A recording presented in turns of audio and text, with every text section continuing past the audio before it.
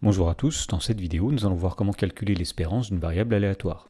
Dans l'exemple, on nous dit soit grand X une variable aléatoire dont la loi de probabilité est donnée ci-dessous. Donc nous voyons dans la première ligne les valeurs de la variable grand X, c'est-à-dire -2, 1 et 3. Et dans la deuxième ligne, nous voyons la probabilité que grand X prenne chacune de ces valeurs. Par exemple, il y a une probabilité de 0,3 que grand X soit égal à -2, une probabilité de 0,5 que grand X soit égal à 1, et une probabilité de 0,2 que grand X soit égal à 3. Et on nous demande de calculer l'espérance de la variable aléatoire grand X. Alors pour calculer l'espérance d'une variable à partir de sa loi de probabilité, il y a une formule à connaître et que nous allons rappeler.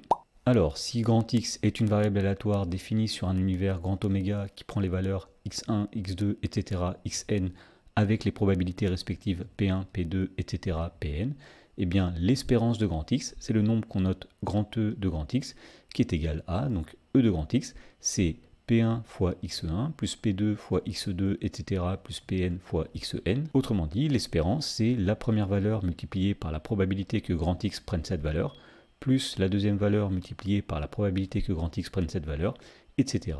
plus la dernière valeur multipliée par la probabilité que grand X prenne cette valeur. Et donc, pour calculer l'espérance de grand X dans l'exemple, on va faire la première valeur fois la probabilité que grand X prenne cette valeur, etc.